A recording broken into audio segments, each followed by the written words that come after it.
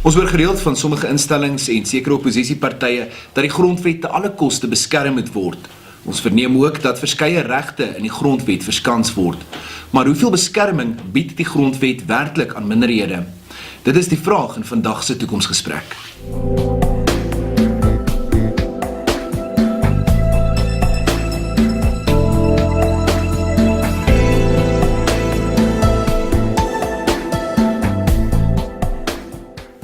Vir hierdie gesprek oor die grondwet sluit ons aan by professor Koos Malan, 'n dosent in publiekreg aan die Universiteit van Pretoria. Professor, baie welkom by u eerste verskyning op Toekomsgesprek. Baie dankie. So, dis die eerste van vele.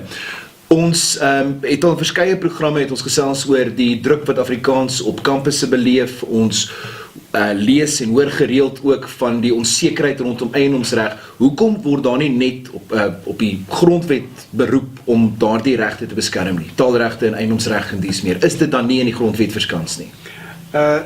James, daar's talle bepalings in die grondwet wat betrekking het op sogenaamde fundamentele regte, of op gewaarborgde regte, of op verskanste regte. Trouwens, daar word baie dikwels gesê dat die grondwet in werklikheid beskik oor 'n volledige pakket by wyse van regte wat alle moontlike beskermingswaardige regte beskerm. Dit is egter nie die geval nie. Die rede hoekom ek so sê is tweerlei. In die eerste plek is daar in die meeste gevalle van bepalings wat handel oor die beskerming van bepaalde regte teenstrydighede ingebou. Aan die een kant word daar voorsiening gemaak vir bepaalde regte, teenoor aan die ander kant waar daar tegelijkertyd in die einste selfde bepaling voorsiening gemaak word eintlik vir die inbreuk of die beperking van daai reg, of vir die verligting van daai reg, in die sin dat daar tegelijkertyd voorsiening gemaak word vir 'n teenoorgestelde reg wat die aanvanklike reg eintlik inkort. By wyse van 'n voorbeeld. Die reg op eiendom is artikel 25. Dit verskyn onder die opskrif eiendomsreg. Dit skep die indruk, meer bepaald die wanindruk, dat dit eiendomsreg is wat beskerm word. Wanneer jy egter die bepaling lees, dan blyk dit dat dan naast die oënskynlike, dis die belangrike woord, naast die oënskynlike beskerming van eiendomsreg, is daar tegelijkertyd breedvoerige bepalings wat voorsiening maak vir gemagtigde inbreuk op eiendomsreg, het sy by wyse van sogenaamde ontneming, sonder enige vergoeding of onteiening teen markverwante prys of onder markverwante prys. En dan is daar tegelijkertyd ook in die rest van artikel 25 breedvoerige bepalings wat voorsiening maak vir die herverspreiding van eiendom in bepaalde gevalle met betrekking tot grond en ook met betrekking tot eiendom anders as grond. In ander woorde, het 'n enkele bepaling, maar in die bepaling is daar 'n teenstrydigheid ingebou wat die oënskynlike aanvanklike indruk van beskerming van regte eintlik aan die weg ry. Dis die eerste rede, die teenstrydighede wat daar in bepalings is. Met betrekking tot onderwys geld dieselfde, ons kan nou daar praat. Dis die eerste rede. Die tweede rede is, en dit is verskriklik belangrik om dit mooi te verstaan, daar is geen reg wat van self spreek nie. Alle regte se inhoud word in die finale instansie van oomblik tot oomblik bepaal wanneer die regte deur tersaaklike instellings uitgelê, trouwens ek noem dit altyd vertolk word. Vertolk wat vir jou indruk gee van 'n baie breër beweegruimte wat hy vir die vertolker van die reg is. Dit is nie net die howe nie, ook die parlement, die staatsdiens en so aan die uitvoerende gesag en uiteindelik dan ook die howe om regte te vertolk op 'n variasie van maniere. Een manier wat die reg moontlik kan beskerm, wat moontlik vir jou dan die indruk kan gee, wat moontlik die effek het, dat die aanvanklike indruk dat die reg beskerm word, inderdaad beskerm word, of die teenoorgestelde, dat die wyse waarop die betrokke bepaling geformuleer is, eweneens voorsiening maak vir 'n teenoorgestelde vertolking, naamlik een wat die beskerming wat die reg oënskynlik bied, eintlik wesentlik in die geheel in die weg ry. Dis die twee redes. Daai ding, wedersydse teenstrydighede in regte en die vertolkings variasie wat daar is, waarvan die effek uiteindelik is dat dit heeltemal verkeerd is om te praat van iets soos 'n verskanste grondwet, of verskanste regte, of gewaarborgde regte, of 'n finale grondwet, of iets in die voege. Al daardie woordgebruik, verskans, finaal, gewaarborg, wek by jou die indruk van gerusstelling. Moenie bekommerd wees nie, alles is reg. Maar in die finale instansie is dit eintlik 'n vorm van evangeliese taal, wat die indruk van gerusstelling skep, wat jou as dit ware aan die slaap sis, net om later, wanneer die regte vertolk word, uit te vind dat die teenoorgestelde van wat jy verwag het realiseer. Professor, in 96, toe die nuwe grondwet in werking gestel is dit wêreldwyd geprys as een van die mees progressiewe grondwette in die wêreld, 'n grondwet wat werklik omsien ook na die individu se belange. Watter uitwerking, as ek nou luister na wat jy sê, die kritiek wat jy lewer op die grondwet, watter gevolg het daardie grondwet dan vir minderhede in Suid-Afrika? Wel, in die eerste plek was die lof wat die grondwet toegeswaai is ongegrond. Die rede daarvoor was dat daar eintlik 'n algemene indruk geskep is, waarby almal baat gevind het, al die onderhandelaars, sowel as al die grondwetlike adviseurs aan beide kante van die politieke spektrum. Almal het 'n belang daarbij gehad. Hulle was eintlik die oorsprong daarvan om te sê dit is so 'n goeie grondwet, want hulle het dit self opgestel. So dis 'n tipiese geval gewees van Jakkalsprys se eie stert. So met ander woorde was 'n inherent ingeboude vooroordeel van die pryssangers, want hulle was self betrokke. Dis die eerste rede hoekom ek sê dit vals is. Die tweede rede is dit, en dit is 'n baie belangrike ding om ook te verstaan van 'n grondwet. Wanneer tans nog die gewone Suid-Afrikaanse publiek, en ek klink nou of ek nou neerbuigend is, dit is nie die bedoeling nie, dit is juist as gevolg van die propaganda wat dit so is, maar wanneer die Suid-Afrikaanse publiek dink aan die grondwet, is die eerste ding wat in die gemoed opskiet, 'n grondwet maak voorsiening vir regte. Nou dis waar, maar dis net 'n klein gedeelte van die waarheid. Want die eerste ding waarvoor 'n grondwet eintlik behoort voorsiening te maak, is nie die regte wat toegeken word nie, wat in elk geval vertolkbaar is op verskillende maniere, soos ek nou gesê het. Die eerste ding waarvoor 'n grondwet primêr voorsiening maak, is hoe word gesag of mag verdeel. Nou spesifiek in 'n heterogene samelewing soos die van Suid-Afrika, is dit vir 'n grondwet ten einde werklik 'n regverdige bedeling tot stand te bring, uiters noodsaaklik, om nie net mag toe te deel aan die meerderheid nie, maar te gelykertyd ook met betrekking tot sake wat minderhede intiem raak, ook mag toe te deel om self te besluit, by wyse van wetgewing, by wyse van uitvoerende besluite, by wyse van begrotingsbesluite, om self oor daardie aangeleenthede gesag uit te oefen. Die groot vraag, of 'n minderheid inderdaad beskik oor 'n beskerming, hang nie af van individuele regte nie, maar van hierdie ding wat ek nou pas beklemtoon het, naamlik die vraag of daar inderdaad by wyse van 'n behoorlike gesagstoedeling ook gesag toegedeel word aan minderhede.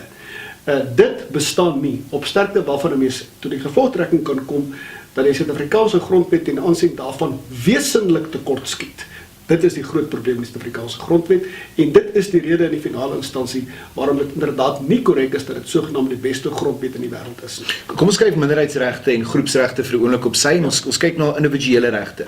Tot in watter mate die individu in Suid-Afrika beskerm word. Ons het nou die kritiek op die grondwet uitgelig, maar daar is daarom die handves van regte wat voorsiening maak vir die beskerming van 'n individu se regte of hoe. Ja, dit is inderdaad die geval. Ons moet egter twee goed ten aansien hiervan uitlig. Eerste plek, ek wil nie lank daarby stilstaan, want ek het reeds daaroor gepraat. Dit is dat onthou, in daai geval werk ons ook met die ding wat ek nou uitgewys het, naamlik oor die verskillende wyse waarop regte vertolk kan word, en op die feit dat daar teenstrydighede is met betrekking tot bepaalde regte. In sekere bepalings is daar teenstrydighede. Dis die eerste ding.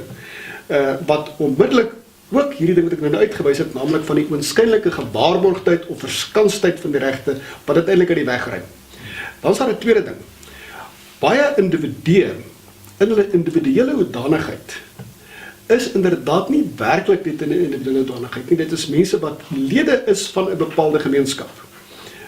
Kom ons noem net 'n eenvoudige voorbeeld. Die baie bekende saak van Renate Barnard. Sy het die Suid-Afrikaanse Polisiediens voor die hof gedaag vanweë diskriminasie op grond van ras as 'n individu. Daar is teen haar gediskrimineer, so is beweer op grond daarvan dat sy 'n blanke vrou was. En wat gebeur het uiteindelik is dat, dis 'n ironie, dat die beskerming en die wat daar ingebou is en die gedagte van die bevordering van die belange van die swart meerderheid as 'n geheel, as 'n groepering, het in die finale instansie swaarder geweeg as haar individuele regte. Aan die ander woorde, en ek kan talle ander sodanige voorbeelde noem. Wanneer dit byvoorbeeld kom by onderwys, is daar ook 'n hele klompie byvoorbeeld Afrikaans sprekende individue wat kan betoog vir Afrikaanse onderwys, byvoorbeeld by die Universiteit van die Vrystaat of dergelike ander universiteite, wat dan ook uiteindelik uitvind, soos wat ons inderdaad uitgevind het, dat ander belange, wat nie eers regte is nie, maar wat 'n kwessie is van beleid voorspruitend uit die ANC se eie transformasiepolitiek, dat dit uiteindelik swaarder weeg as daardie individuele reg of daardie individuele aanspraak. Vrystaat Universiteit was dit 'n geval gewees? Nee. Die regte van daai individue om Afrikaanse onderwys te kry, moet die onderspit delf teenoor die noodsaak vir verteenwoordigendheid en teenoor die sogenaamde noodsaak daarvoor dat klasse teen wil en dank noodwendig ras geïntegreerd moet wees en dat die individuele aanspraak op onderwys in 'n bepaalde taal maar bes moet gee daarvoor. So weer eens, jy het oënskynlik die beskerming van die eiendomsregte, maar in die finale instansie, ten minste van die bepaalde regte, maar in die finale instansie geskied die interpretasie wat plaasvind aan die hand van nie een of ander objektiewe benadering nie, die interpretasie geskied aan die hand van 'n bepaalde ideologiese benadering wat as het ware die inhoud van die regte inkleem. Professor, ek het net nog 2 punte wat ek wil aanraak, en die tweede laaste punt spruit nou juist uit 'n saadjie wat jy nou geplant het. Die feit van die saak is, en nou reg help hierso, die feit van die saak is Suid-Afrika is 'n diverse land met diverse gemeenskappe en die afwesigheid van regte wat voorsiening maak vir groepsregte. Ja, en vir die toedeling van gesag vir bepaalde gemeenskappe. Is eintlik 'n reuse leemte in die grondwet. Ja. Professor, ons het nou gesê dat taal- en kulturele regte word nie beskerm deur die grondwet nie. Ons het nou gesê dat eiendomsreg en die aanspraak op eiendomsreg word nie verseker deur die grondwet nie. Wat staan ons dan te doen? Ja, James, die eerste moontlike indruk by mense sou wees dat ons met hande in die lug opgooi dat daar niks daaromtrent te doen is nie. Die feit van die saak is per slot van rekening dat 'n minderheid vanweë sy getal geringheid nie die 2/3 meerderheid in die parlement kan bekom ten einde die grondwetlike teks te wysig nie. Dit behoort egter nie noodwendig vir ons tot neerslagtigheid te stem nie, inteendeel hoegenaamd nie. Die feit is, en dit is 'n verskriklike belangrike ding, dat 'n grondwet verander nie so seer by wyse van grondwetlike wysiging. Wat meer belangrik is, en ek gebruik die woorde met voorbedagte rade, is dat 'n konstitusionele orde, wat baie breër is as die grondwet se teks self, die verander voortdurend by wyse van praktyk. Ek wil jou 'n klomp voorbeelde noem. Laat ek net vinnig 2 noem. In die eerste plek het iets soos verteenwoordigendheid, wat nie reg in die grondwet ingeskryf is nie, het by wyse van praktyke 'n deurslaggewende konstitusionele beginsel geword. Tweede voorbeeld is dat iets soos beskerming van mense van hulle privaat veiligheid het in beduidende mate verskuif weg van die polisie na privaat instellings. Ons kan in besonderhede daarop ingaan. So wat gebeur? Veral in omstandighede waar jy te kampe het, soos tans, met enorme staatsverval, word daar geweldige nuwe magsvakuums geskep, wat deur georganiseerde groeperings, onder andere soos die baie goed georganiseerde Afrikaner minderheid, wat inderdaad goed georganiseerd is, gevul kan word.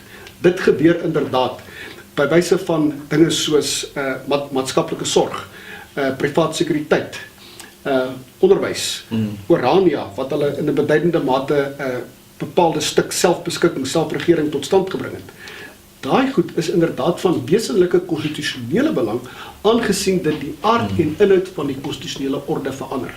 Die aangewese ding is dus nie so seer om vir 'n mens toe te spits op op hoe om die grondwetlike teks te wysig nie. Die aangewese wyse is, wat staan jou te doen om die grondwetlike praktyk, die praktyk op die grond, stel dit liewer so, die praktyk op die grond, deur behoorlike gefokuste organisasie te verander. Dit kan inderdaad gebeur, dit is inderdaad in die gebeur, en Afrikaners dink ek het alreeds beduidende sukses daarmee behaal, en gegee die vervallende staat en die enorme magsvakuums wat geskep word, kan jy dit kombineer met ons eie vermoë en ons eie vindingrykheid om inderdaad gunstige konstitusionele veranderings tot stand te bring. Dit is aan die gebeur. Nou dankie Prof. Koos Malan, soos hy nou gesê het, skep jou eie werklikhede. Prof. Koos Malan, dosent in publiekreg aan die Universiteit van Pretoria. Dit bring ons aan die einde van hierdie uitsending van Toekomsgesprek.